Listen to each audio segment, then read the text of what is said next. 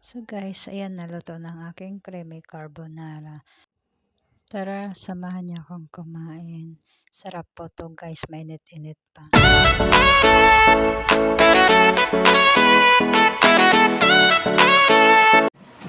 Hello guys, samahan niyo ako magluto ng creamy carbonara. So guys, tara start na po tayo magluto.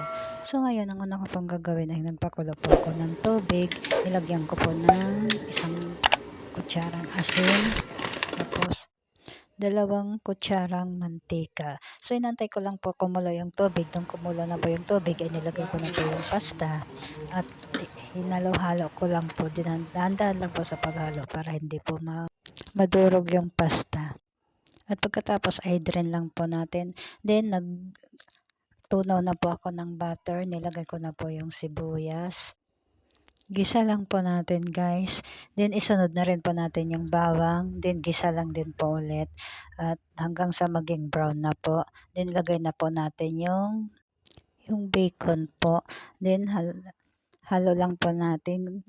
Antayin lang po natin medyo maging brown na po yung kulay ng bacon. So halo-haloin lang po natin. At maya-maya po ay isunod na po natin yung ham po. So guys, pagkalagay po ng ham ay mikos-mikos lang po natin, halo-haloin lang po natin hanggang sa medyo maging brown na rin po siya. At isunod na rin po natin ang mushroom. So ayan po guys, pag naging brown na po siya ay lagay na rin po natin yung mga panlasa. Lagyan na po natin ng paminta, asin, magic sarap. Then halo-halo lang din po ulit. Then guys, pagkatapos po natin halo-haloin ay isunod na rin po natin ang ating evap na gatas. So ang ginawa ko guys ay hindi po ako gumagamit ng carbonara sauce. Ang ginagawa ko po ay DIY ko po. So gumagamit po ako ng evap milk at saka all-purpose cream or Nestle cream po ang ginagamit ko guys. So gumamit lang po ako ng 2 latang gatas at saka 2 pack po na Nestle cream. Yun po ang ginamit ko para sa sauce po ng carbonara. Mas maganda po siya para maging creamy po yung yung sabaw po ng pinaka-sauce po ng carbonara. Mas maganda po yung DIY mo na lang po. Kung mas mapapamura ka po kaysa sa bumili ka ng carbonara sauce, mas mura po yung mag-DIY ka na lang. So guys, ayan, ganyan po ang ginagawa ko. So bilang nanay, kailangan natin maging wise sa ating pagluluto.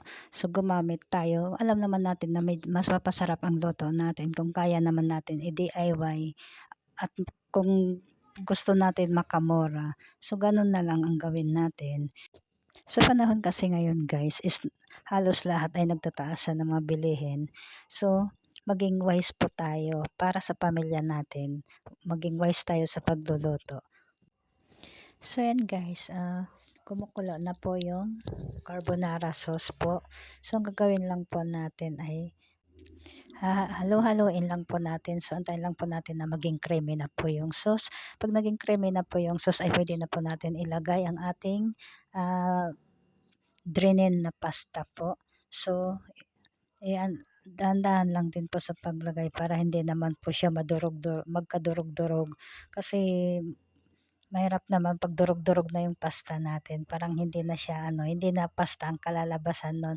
So dahan-dahan lang po sa paghahalo. So guys, ayan na. So ililipat ko na po siya sa tray. So hanggang dito na lang po guys. Thank you for watching. God bless. Bye.